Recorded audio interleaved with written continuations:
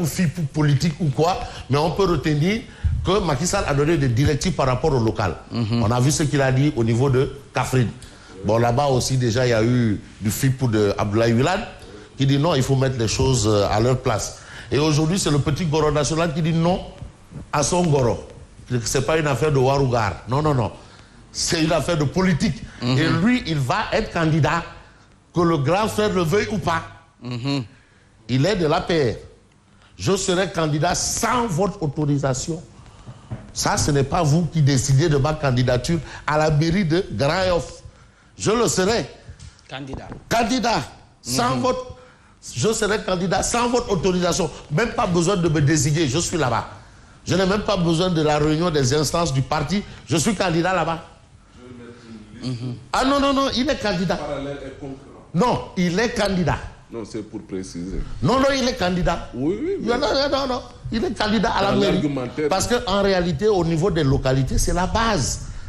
Et certains vous diront que être maire, ça n'a rien à voir avec les contingences politiques. Parce que le rôle des maires, c'est vrai qu'on fait de la politique, mais c'est quand même le développement à la base.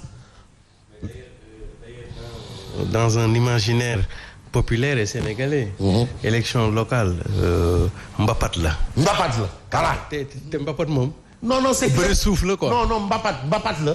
Wow, alors, il dit, monsieur le président, trop de pouvoir tue le pouvoir. Trop de pouvoir. Ah oui, trop de communication tue la communication. Trop de pouvoir tue le pouvoir. Trop d'excès de zèle tue le zèle. Trop de tue le.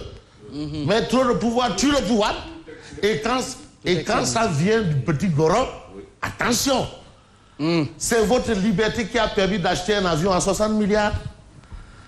Ah bon? Votre justice est sélective. Vous avez vu la position du petit Goro par rapport à l'affaire de Sonko. Ah non. C'est-à-dire, lui, il a ce qu'on appelle sa liberté de ton. Mais pourquoi est-ce que, parce qu'on est le parent du président, qu'on doit toujours épouser les idées du président? Donc ça veut dire que même au sein de l'APR, donc il y a la démocratie dans l'APR. Il y a la démocratie dans l'APR. Fofana, oui, il y a la démocratie dans l'APR, non? Je suis totalement d'accord avec vous. Parce que déjà ça, c'est la démocratie interne. Je suis en phase avec vous. Bon, les gars, il y en a qui ont dit, mais ne faut exclure. Ne faut exclure. Parce qu'on aurait parlé d'attitude fractionniste. Oui, fractionniste. En fait, ce sont les mots des politiciens là quand ils veulent régler leur compte ou bien auto-exclusion, exclusion de fait, de fait. Vous savez là. Peut-être il fera l'exception. Ah. Parce qu'il y a une dose de Goro. Pourquoi pas? C'est mon moins géré Merbi, hein. Merbi. Ah bon? Mon coin. C'est lui qui entretient là. En tout cas, il est là, le petit Goro national. Il fait du Tchaousekhir à son grand Goro. Et puis on a, quel journal? On a le journal, il y a beaucoup de Tchaousekhir là. Il y a beaucoup de Fipou. Il y a beaucoup de Fipou. Alors. Attends, Fabrice. Dégloul c'est régalé. Mani. Gars yi bu ñu bëggee récupérer Tata Marème sax moo dul dem. Ne ngeen génn leen ci Goro bi rek yooyu. Da ngeen politique rek, ngeen politique rek. Ça c'est une cuisine interne. Bon, ça c'est cuisine interne. Vous avez Walf Quotidien. Rivalité au sein de Benno Bokk Yakaar au local. L'équation des listes parallèles. Kaolack, Mariama Sarr et Rahma, le duel des ex. Kolda, 3 prétendants, un fauteuil. Ziguinchor, le problème Abdoulaye Baldé. Mais Landing Savané, Banque mondiale et FMI Tibiti. Vous vous souvenez de cette scène? Landing Savané, folie. C'est ça. Il y avait Djalabi, Folie, Sopi, Neysan. Sénégal. Politique n'est pas Madame Moulin, Moussé Forage. Oh, voilà. Abdou Diouf. Oui. Troisième mandat, Landing Fred Maki. Landing Fred Maki. Landing Savané. Landing Savané, Fred Macky Sall. Ah oui. Et d'ailleurs, c'est là où l'analyse commence à être intéressante parce que la gauche commence à lâcher le président. La gauche. Oui, tout à fait. Parce que vous savez, la gauche, c'est la matière grise et non la matière grasse. Tout à fait. La gauche. Ah oui. Bon, ben, est-ce que ce sera le cas pour Ibrahima Sène du PIT? Non, vous savez que le responsable des jeux du PIT, c'est le ministre Mansour Sy. Des jeunes. Des jeunes du PIT. Mais on a le quotidien. Retrouvailles Mbaye Ndiaye Amadouba, relation assainie. On a Mbaye Ndiaye qui dit, entre Amadouba et moi, il n'y a pas de contradiction. Mais non, contradiction et confrontation, ça fait deux. Il peut ne pas avoir de contradiction, mais de confrontation, comme il peut avoir de confrontation et de contradiction. Mais... il doit y avoir de contradiction, mais pas de confrontation. Normalement. Donc là, il y a quand même du Mouroxo au parcelle. Lui, il veut nous dire qu'il y a un Mouroxo entre les deux parcelles. Mais chez Fofana, il y a un grand candidat. Fofana, non, il faut nous... Sedina Fall Bougazeli, je suis candidat à la mairie de Guédiawaye. Oh. Ah non, Fofana, Tatoulé. Ouais, Tatoulé, Bouga.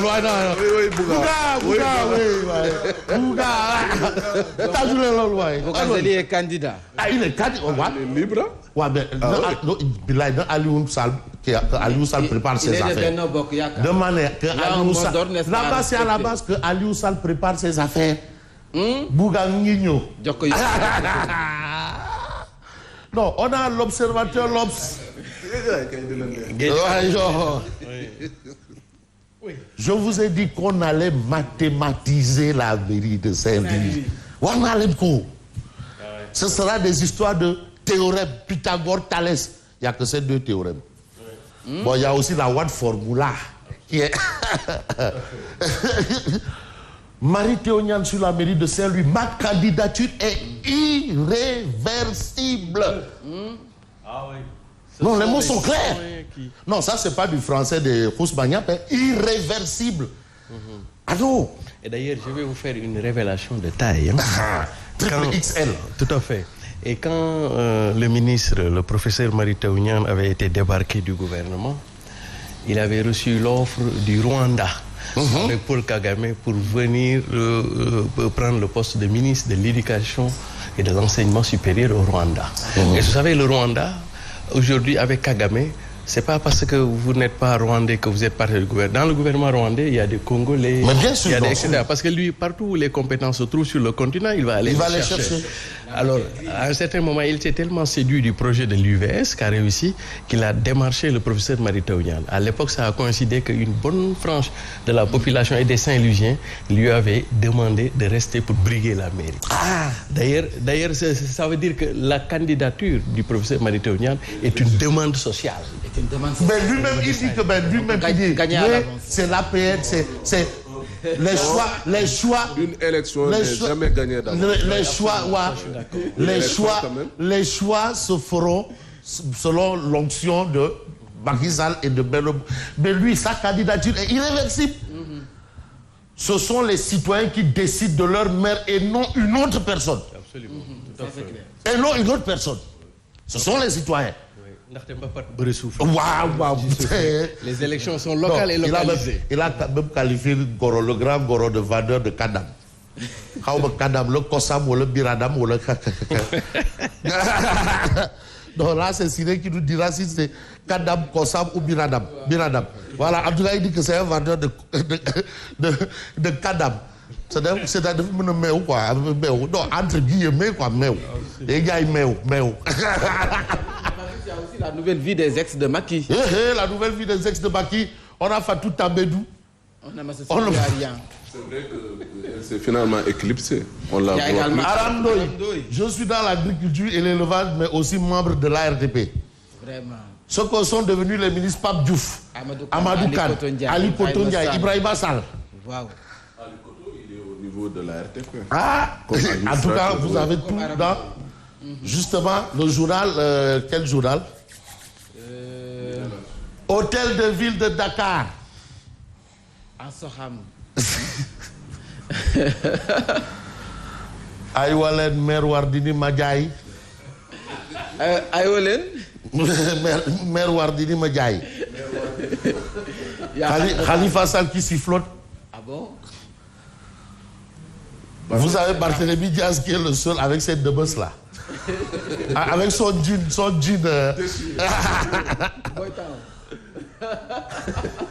Mais Bamba Fall doit être là. Surtout que Bamba Fall a vibré donc Médina a vibré au rythme du grand meeting de Bamba Fall. Vous dites que vous avez suivi le week-end, non? Ce qui s'est passé là-bas. man maa ngi ci maire bi daal man maa ngi ci maire bi. déedéet war di nii. non Siré nañu wax la xew Médina. dañoo ne Médina oui non attends yéen a fi toog ne Médina oui lépp cool fine nice Médina Bamba Fall ko moom. mais ce week-end wan nañ ko ne Bamba Fall. Qu'est-ce qui s'est passé ce week-end? Qu'est-ce qui s'est passé? Population yi ñoo jóg di ñaxtu parce que parler de population, quelle population dont dispose la Médina moom la Bamba Fall bëgg a jël privatiser ko mais ñeneen ñi bu ñu bëggee fubal fu ñu jëm. Mais attends. Mais est-ce que vous êtes sûr de ça ou bien on vous a mal informé? non ñaxtu bi loolu la mal informé wu ma de. loolu nañ ñaxtu il faut aller vers l'information. La mairie c'est toute une équipe. Oui. Non, donc pour au moins exploiter ou travailler ou plutôt récupérer un terrain, il y a d'abord les conseils municipaux qui doivent délibérer. Il y a une procédure. Qui doivent délibérer. Donc si le maire... Non, c'est vrai. C'est vrai. C'est toute une équipe. Il faut d'abord délibérer et pour délibérer, ça doit être en présence du préfet ou du sous-préfet. Voilà, donc même si le maire voulait récupérer le terrain, il n'a pas donc cette prérogative. Il faut d'abord la validation du conseil municipal. C'est ce qu'a fait le conseil. Le terrain qui a été donc construit, et je ne sais pas, donc c'est pour les Médinois, c'est pas pour le maire. C'est pas pour la famille du maire, c'est pour les Médinois. Les ASC vont y jouer gratuitement. Les élèves vont y jouer gratuitement. Les conseillers, c'est les représentants des populations, n'est-ce pas? Oui. Mais s'il y a un projet... En tout cas, le conseil municipal est informé du projet. Les autorités, toutes les autorités sont informées. Si les populations, l'écrasante majorité des populations sont contre. L'écrasante. Si, moi j'étais là-bas. J'étais là-bas. Où ça? mais mën naa la wax pancarte yi lan lañ ci bind. non pancarte mën naa bind. pour wax la ne maa ngi fa woon. mais maa ngi jël mën naa jël pancarte ba bind ji. dama ne la.